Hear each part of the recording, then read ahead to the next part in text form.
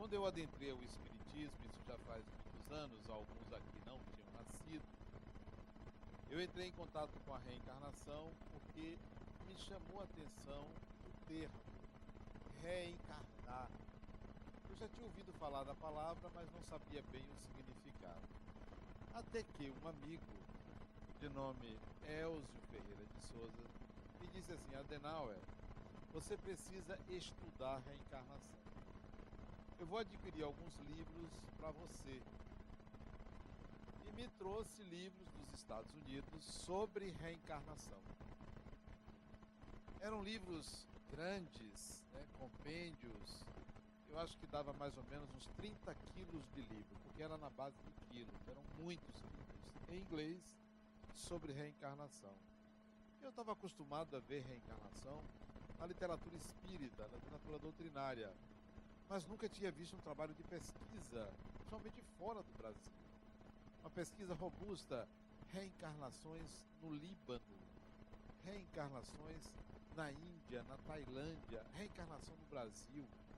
Em vários países do mundo, um pesquisador, patrocinado por uma multinacional americana, resolveu pesquisar a reencarnação. E interessante que ele tinha interesse na reencarnação porque era financiado. A Xerox deu a ele $1 milhão para ele pesquisar a reencarnação. Depois deu mais $1 milhão só para ele pesquisar. E ele fez um seu trabalho. Aquilo me chamou a atenção. Mas eu não estava satisfeito com a possibilidade da reencarnação. Era um fato provado cientificamente. Mas eu não estava atrás de provas, nunca estive atrás de provas. Eu queria sentir o fenômeno. Eu queria saber como é que era comigo. Não que tem reencarnação. Eu queria saber de como se processou a minha reencarnação, por quê e para quê. Escrevi uma carta para um escritor espírita no Rio de Janeiro, Hermínio Corrêa de Miranda. Essa carta, isso era final dos anos 70. Essa carta eu fiz várias perguntas a Hermínio. Ele tinha escrito um livro chamado Reencarnação e Imortalidade. Ele me respondeu a carta, naquele tempo se demorava quase um mês para receber uma carta, e ele dizia: Adenauer, suas perguntas merecem um livro. São muitas respostas, não há como responder por carta. Quando você passar pelo Rio de Janeiro, venha conversar comigo. Eu fui ao Rio de Janeiro, na casa dele. Ele morava em Botafogo, ele já desencarnou recentemente. Morava em Botafogo, eu fui à casa dele. Um triplex, um apartamento belíssimo, muito bonito. E ele me mostrou, aí sim, o trabalho que ele fazia sobre o assunto reencarnação. Ele me mostrou o rascunho de um livro, que o autor do livro era ele, em conjunto com outro jornalista, Luciano dos Anjos. Ele disse: Adenauer, este livro daqui é sobre reencarnação, mas Luciano dos Anjos me proibiu publicar. Mas como você escreveu com ele, ele proibiu publicar, foi o seguinte: ele, médium, eu coloquei ele em transe, ele se lembrou de uma vida passada na França, como alguém voltado para os ideais da Revolução Francesa, Camille Desmoulins. E eu fiz uma pergunta a ele, quando ele se lembrava ter sido Camille Desmoulins, se ele acreditava que Jesus teve um corpo fluídico.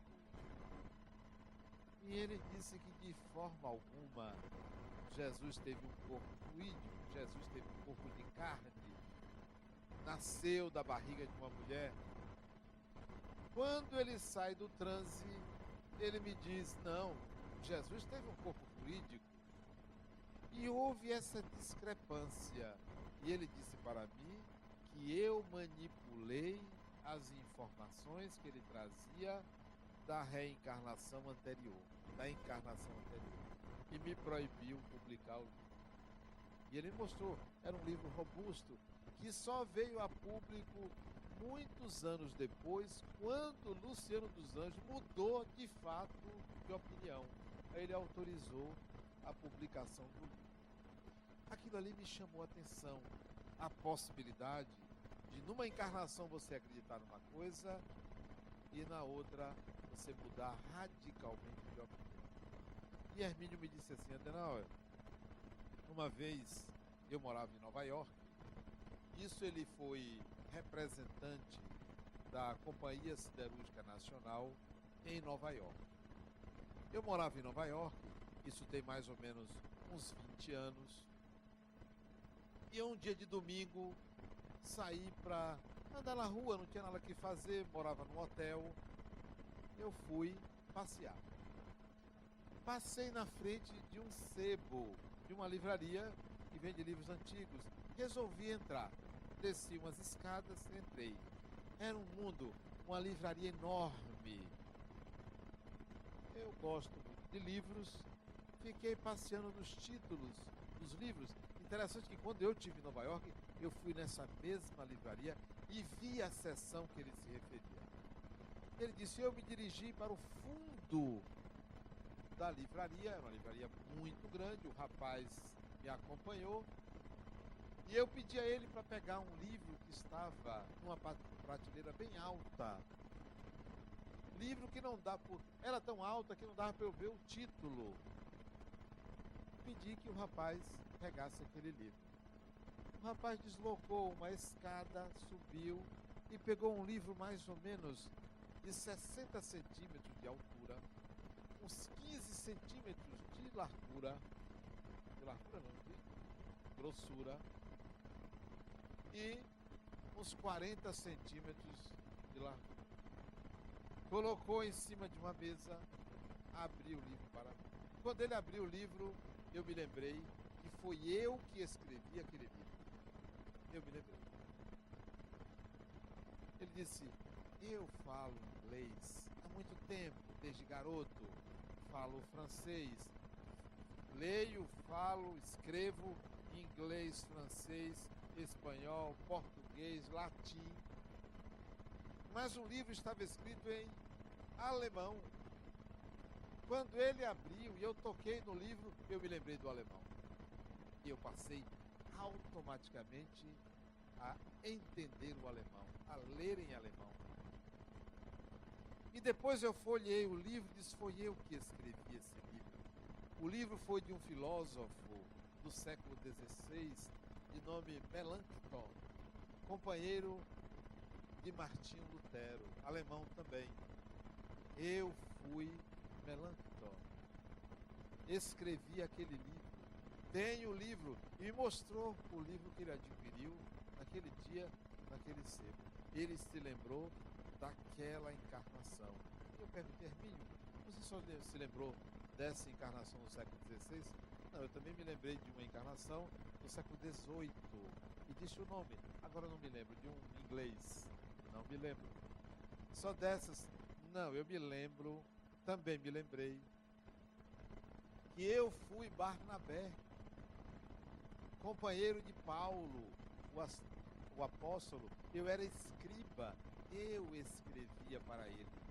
Ele ditava e eu escrevia. Eu fui Barnabé. Ele se lembrava de várias encarnações dele e outras que ele me contou. A partir dali, nós começamos a nos corresponder e de vez em quando eu ia ao Rio, eu me encontrava com ele e nós conversávamos muito sobre o assunto.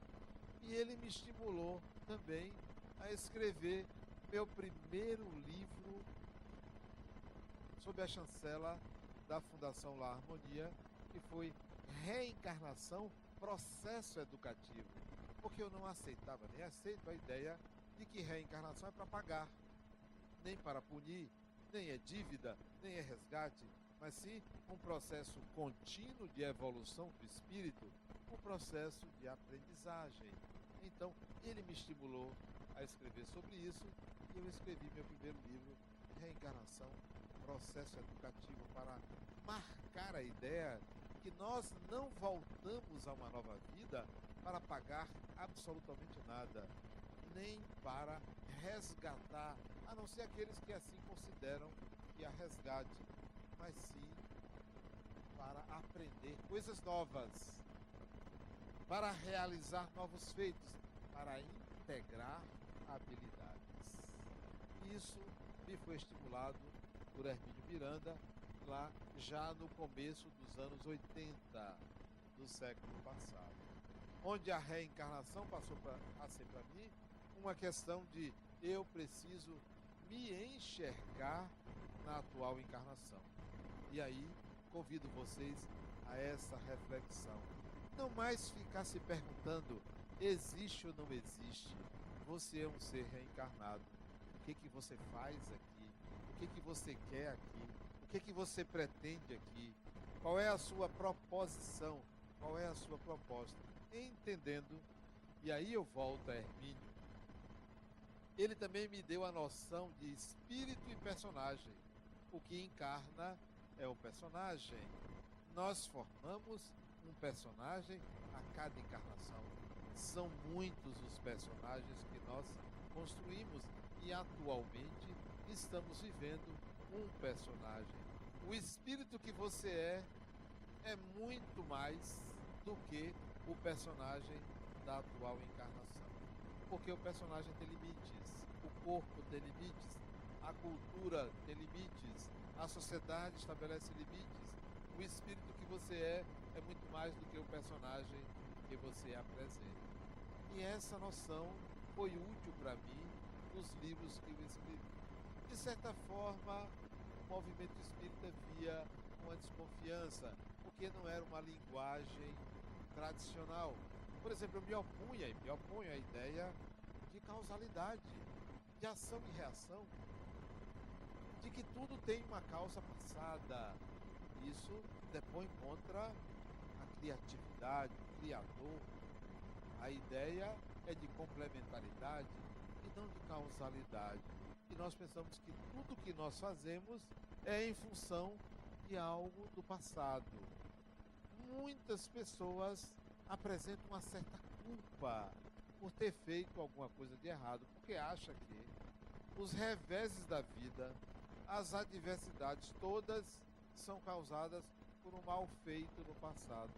Não entende que no presente também você pode se equivocar, ou no presente, acidentalmente, você pode ter alguma dificuldade inerente ao nível de evolução que você vive. Então, essas ideias serviram para que eu entendesse melhor a minha reencarnação. O que é que eu estou fazendo aqui? Qual é a razão de estar aqui? Hoje, eu trouxe um casal para conhecer o lar de idosos que nós estamos construindo aqui perto. Ela, neurologista, e ele, acho que administrador de empresas ou economista, ou um misto disso, os dois. A certa altura, ele chegou para mim e disse: Adenauer, é muita coisa, é muito grande isso aqui. Eu disse: olha, não me dá trabalho nenhum trabalho. Ele disse: como é que eu faço para eu ter fé? Como é que eu faço? Eu nunca fui uma pessoa religiosa. O que eu faço para ter fé? Eu acho que só a fé pode construir essas coisas. De fato, não. Eu, quando decidi começar a Fundação Lar Harmonia, não foi uma questão de fé. Eu achei que era lógico. Como podia uma pessoa como eu, engenheiro, trabalhando, tendo família, ganhando dinheiro, vivendo só para mim? Eu pensei, que tal fazer uma coisa para a sociedade? Não foi por fé, não. É uma resposta lógica, natural. Olhe você aqui querendo se engajar numa obra que você não tem fé. É porque você está vendo que se deve fazer alguma coisa pela sociedade. Deixarmos de lado o egoísmo. Porque muitos de nós nos firmamos numa postura egóica de querer fazer as coisas para se dar bem, para se prevalecer, para se sentir seguro, e deixa a sociedade para os maus, para aqueles que dominam, nós não estamos nem sempre atuando na sociedade. Então disse a ele, olha, a Fundação da Harmonia não é obra de fé, não. É obra da lógica e do raciocínio de quem entende que devemos devolver à sociedade o que nós tiramos dela, o que nós aprendemos com ela. Todos nós devemos fazer isso. Então, a reencarnação não é um resgate do passado, é a construção de algo novo, de uma proposta nova, até que você descubra que no passado você fez errado. Mas quem aqui fez tudo certo no passado? E não é questão de certo e de errado. Quem aqui pode dizer que fez tudo perfeito ou que é perfeito? De forma alguma. Nós somos espíritos em processo de evolução, de aprendizado. Estamos integrando habilidades a cada encarnação. E uma encarnação é sempre algo novo. É sempre uma novidade. Ninguém vai conseguir repetir o século passado, o século retrasado, muito menos a época de Jesus. Estamos vivendo novos tempos, novos valores, até novos valores. Muita coisa que era lícita no passado não é mais lícito no presente. Muita coisa que se dizia pode-se fazer, hoje não. Você quer ver uma coisa que era admissível no passado? Até que o próprio Jesus disse, dai a César o que é de César. Isto é, dê ao sistema o que é do sistema. E quem vai mudar o sistema? Se nós alimentarmos o sistema sempre daquilo que o sistema quer. Não, nós precisamos também mudar o sistema a partir de uma outra ótica, a ótica espiritual. A reencarnação é também para uma atualização da nossa visão de sermos espíritos. Muito mais importante do que sermos espíritas é sermos ou nos conscientizarmos de que somos espíritos. Então, qual é o seu papel nessa encarnação? Comece dentro da família. O que você faz ali? Você só recebe? Você só é o beneficiário? Você é o provedor? Você é o chefe, a chefa? Qual é o seu papel ali dentro? Porque esse papel deve ser útil para o seu aprendizado. Na minha família, eu descobri que eu tinha um papel de relevância. Eu venho de uma família numerosa. Meus pais tiveram 10 filhos, pelo menos que eu conheci dentro de casa. 10 filhos. 2 pais maravilhosos. Meu pai, melhor ainda. Olha que reencarnação fantástica.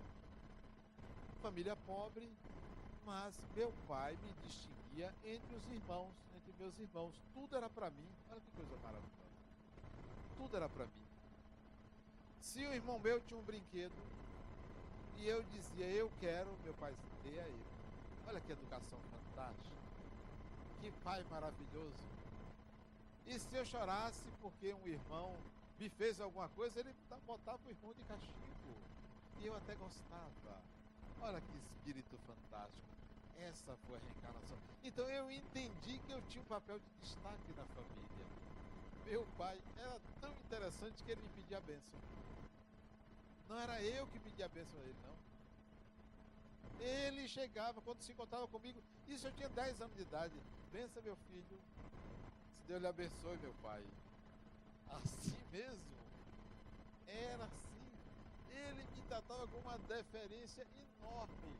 Então, eu entendi qual era o meu papel ali. Minha mãe me dizia, meu filho, você um dia vai ser presidente. E eu pensava que era da República, mas era do Centro Espírita, né? Era outra presidência. Fui distinguido em família. Então eu tinha um papel relevante na família e tinha que devolver à família isso que eu recebi. Uma distinção quando criança, quando adolescente. Quando adulto, a família toda me requisitava. Todos eles me requisitavam. Me cobravam os benefícios que eu tinha. E eu devolvi a eles porque entendi o meu papel naquela família. O que eu devolvi? Primeiro, não ter inimigos na família. Não tinha esse direito, porque também não tinha sentimento de animosidade a nenhum deles. Não fazer inimigos na família. Ampliar os laços de amizade dentro da família, porque nem sempre seus irmãos são seus amigos. São seus irmãos ou irmãs, mas nem sempre são seus amigos. E eu fiz questão de transformar irmãos consanguíneos em amigos, para ampliar os laços de família. E você amplia os laços de família fazendo amigos. Não só tendo amigos, seus amigos, mas você sendo amigo dos outros. Porque tem pessoas que têm muitos amigos, mas não são amigos, não se fazem amigos, se beneficiam, mas não têm reciprocidade. Eu vou fazer diferente. Eu quero ser amigo deles. Eu quero poder dizer sim, poder dizer não. Eu quero poder compartilhar algumas experiências. Então, em família, eu digo, eu vou resolver o meu problema, qualquer que tenha, na encarnação com família. Não vou fazer inimigos em família. Sempre agindo de uma forma a ampliar os laços afetivos. Bom, entendi, resolvi. Hoje eu percebo que meus pais tinham 10 filhos, 9 problemas, eu percebi isso logo. Isso foi fantástico. Até eles concordavam, até eles sabiam disso. E eu dizia assim a eles: olha, minha mãe passou no umbral para pegar meia dúzia de vocês, porque vai ter problema assim longe. E eu dizia isso e eles davam risada como vocês estão dando risada, porque era abertamente. Porque eu nunca vi uma pessoa, cada um deles ter tanto problema numa pessoa só. É demais. Financeiro, amoroso, patrimonial, legal, era tudo quanto é problema tinha. Físico, mental, em cada um. De 10, meia dúzia tinham. Os outros 3 acompanhavam parcialmente os problemas. Então, eu resolvi isso em família. Resolvi isso em família. Não se preocupem tanto quanto ao que se passa com você. Olhe também em volta. Olha a família que você faz parte. Mesmo que seja só uma pessoa, faça amigos. Transforme filhos em amigos, irmãos em amigos, pais em amigos. Eu conheço pessoas que moram na mesma casa e não se falam há anos. 6 anos sem falar com a mesma pessoa, morando na mesma casa. Dá para ver que são espíritos atrasados, todos dois. Porque se uma pessoa não fala comigo, eu acho que eu não demoro 48 horas para resolver isso. Tem que resolver isso. O que há, o que houve? Bom, se a pessoa não quer, eu insisto um pouco. Se ela não quiser, eu insisto depois. Mas sempre eu vou querer insistir. Não vai ficar barato. Se convive comigo, não vai me aguentar. Porque eu vou tentar estreitar. Vou fazer alguma coisa para mexer com a pessoa. Dar um mimo, dar um presente, conquistar. Não importa quem tem ou quem não tem a razão. Eu não quero ninguém pendurado no meu karma. Porque é a pior coisa é você ter pessoas penduradas no seu karma. Para quê? Até logo. Viva a sua vida. Não há nenhum problema em conviver com pessoas problemáticas. Não há nenhum problema. Porque a maioria de nós pensa assim: poxa, é porque não é com você. É porque você não tem isso. Olha, se vocês quiserem trocar, eu troco. Porque quando era mais jovem, 2 irmãos quiseram me matar. Apanhava de um com o outro. Era ridicularizado na rua pela maioria deles. Isso não me dizia respeito, porque eram todos problemáticos. Não era eu, era com eles. Você sabe o que aconteceu comigo? Eu vou contar um segredo. Um segredo. Um dos meus irmãos, ainda bem que não está aqui, eu me correspondia com várias pessoas do Brasil. Naquele tempo, você mandava cartas para as pessoas e correspondia. Eu me correspondia. Pois um irmão meu passou a pegar uma das cartas para essa pessoa e ele escrever. Em vez dele botar a minha carta no meio, ele botava dele. E ele começou a namorar a pessoa com meu nome. Eu tinha uma namorada sem saber que eu namorava. Olha que figura. Olha que figura. Mas deu problema. Deu problema. A pessoa, era de Salvador. Eu tinha 14 anos e a pessoa tinha 18 ou 19 e ele namorava com ela por correspondência. Pois bem, um irmão dela era do exército e foi me prender. Foi. Me levou ao... Eu estava no colégio militar, me levou ao comandante. Porque eu tinha pedido a irmã dele para ficar noiva. Eu sem saber de nada disso. Eu me correspondi com ela por um tempo, depois ela deixou de me responder, eu não me correspondo mais. E ele mostrou as cartas e disse, essa não é minha letra. Quem escrevia? Aí descobrimos que foi um irmão. Olha o que faziam comigo. Eu, ingênuo, inocente, tinha namorada sem saber. Sem saber. Então, eles aprontavam comigo. Essa pequena, fora outras coisas, de fazer as coisas que era eu que fazia. Pegar. Era um negócio impressionante. Eu achava aquilo engraçado, né? Interessante, né? Não, cada um tem o que merece. Se a pessoa é problemática, dê um jeitinho, trate com afeto, faça diferente, não tome para si, porque se você não gosta de mim, não é meu problema. O meu problema é quando eu não gosto de você. Você faz algum mal a mim, esse não é o meu problema, esse é o seu problema. O meu problema é o mal que eu faço aos outros, esse é o meu problema, e não o mal que me fazem. Quem não gosta de mim é porque não me conhece, porque quem me conhece se apaixona logo. Não é interessante? Veja que convencimento. É por isso que minha filha diz, meu pai, você se acha. Se eu não me achar, quem me acha? Minha própria mãe dizia, meu filho, você é lindo, mas eu sou sua mãe. Então, resolva os seus problemas domésticos, porque a reencarnação nem sempre traz de volta os inimigos do passado. Às vezes a gente pensa que se eu for inimigo de uma pessoa, na próxima encarnação vou nascer irmão. Isso pode acontecer, mas nem sempre acontece. Ter inimigos em qualquer época, seja no presente ou no passado, lhe torna uma pessoa inamistosa, lhe torna uma pessoa que tem dificuldade nas suas relações interpessoais, que pode ou não atrair inimigos do passado. Pode, não é ao pé da letra.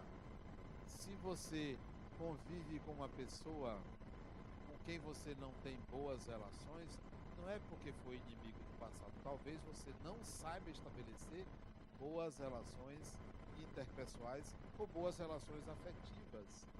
Importante que você dê atenção à família, porque se você, dentro de casa, tem dificuldade, do lado de fora você é uma pessoa ótima, isso não quer dizer que você é uma pessoa evoluída. Isso não quer dizer que você também é uma pessoa inferior. Você tem dificuldades nas suas relações interpessoais.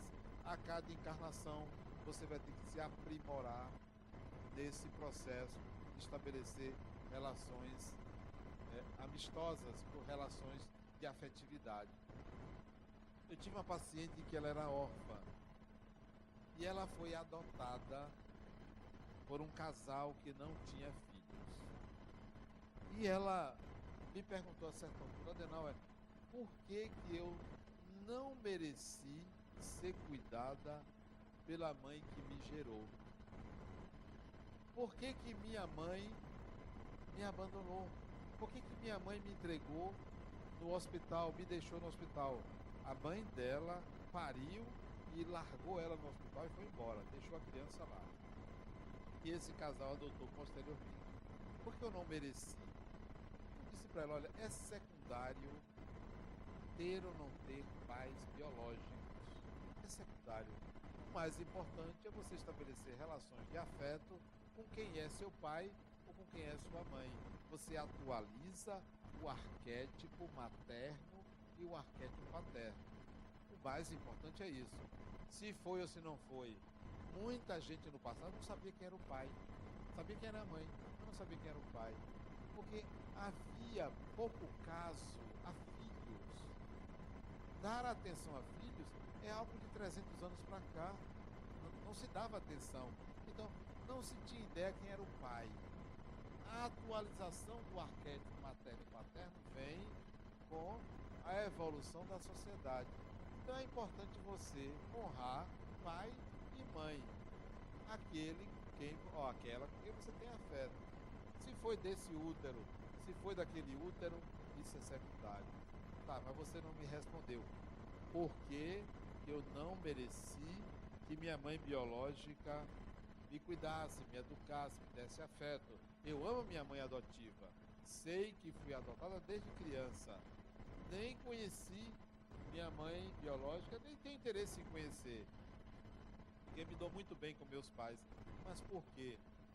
Se talvez o útero que lhe gerou tenha problemas que sintonizam com o seu útero, com o que você fez do seu útero. Quem sabe você tem que aprender a utilizar o seu útero. Ela veio a se casar e teve 2 filhos biológicos e adotou uma menina depois desses 2 filhos biológicos. Adotou talvez porque ela quisesse fazer a mesma coisa que os pais biológicos fizeram. Talvez agora você esteja fazendo algo de útil com seu útero. Por isso que você não mereceu ser cuidada pelo útero que lhe gerou.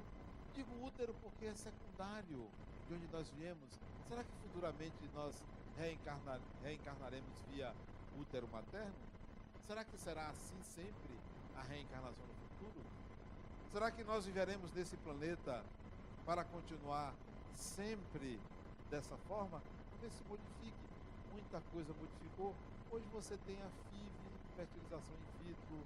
Hoje você tem outros métodos para gestar uma criança, barriga de aluguel. Aliás, nós vamos assistir na nossa Semana Espírita um júri simulado. Será que eu devo falar? Olha, eu vou falar. Se eu estiver antecipando, quem projetou, e me desculpe, vai ser assim.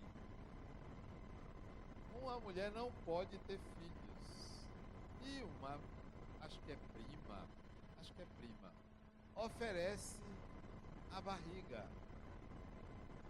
E ela engravida de quadrigêmeos, 4 espíritos, barriga de aluguel. Aí eu não posso contar o que é que vai acontecer. Na Semana Espírita, que começa no dia 17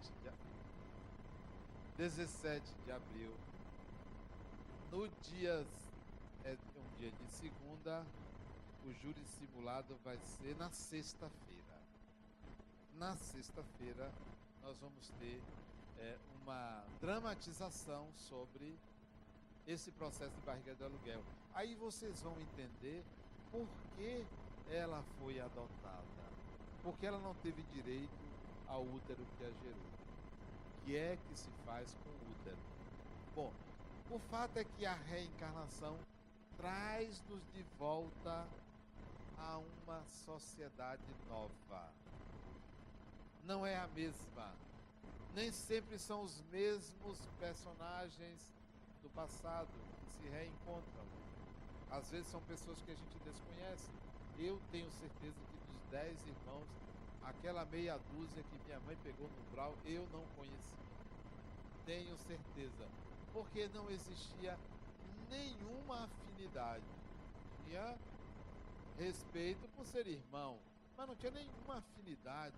Ninguém é obrigado a amar ninguém. Você não é obrigado a amar seu pai, a amar sua mãe. Você é obrigado a honrar, a respeitar, a cuidar, mas não amar.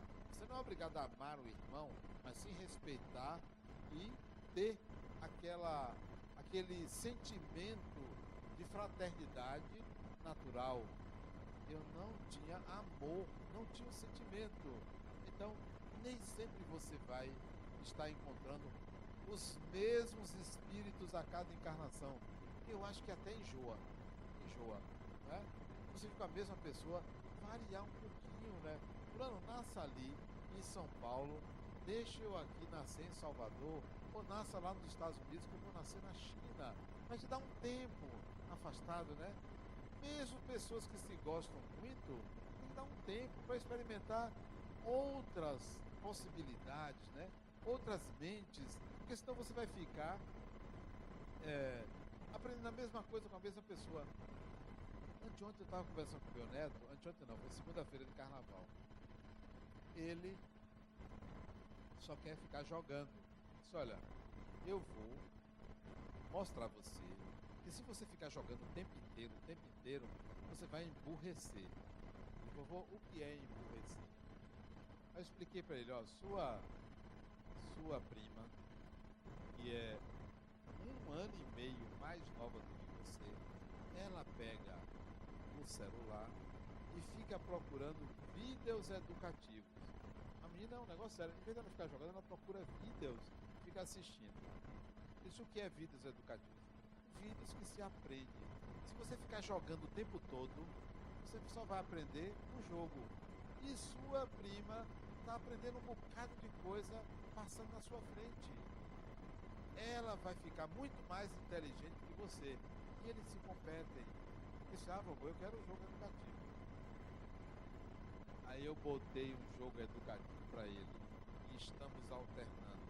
Ora, jogo não, vídeo educativo. Ora um jogo, ora um vídeo educativo. Para que ele aprenda novas coisas, não fique só jogando. Assim é a encarnação. Já pensou você fazer a mesma coisa toda encarnação? Vai emburrecer. Já pensou você contracenar com a mesma pessoa toda encarnação? Dois iguais não crescem. O crescimento está na diferença. Então, eu quero conhecer pessoas novas. Então, na próxima encarnação, você pode pedir a sua cara metade, olha, venha como irmão, para eu conhecer outra pessoa. E você também, como irmão, vai conhecer outra pessoa. Depois a gente volta juntos, né? O ruim é se você amar outra pessoa, deixar de gostar de mim, mas consciência, sei lá, a vida é assim. É uma alternância de conhecimentos e de aprendizado. Cada encarnação nós estamos lidando com algo novo. E é no novo que está a diferença. Comecemos em família. Harmonize a sua família. Muita paz.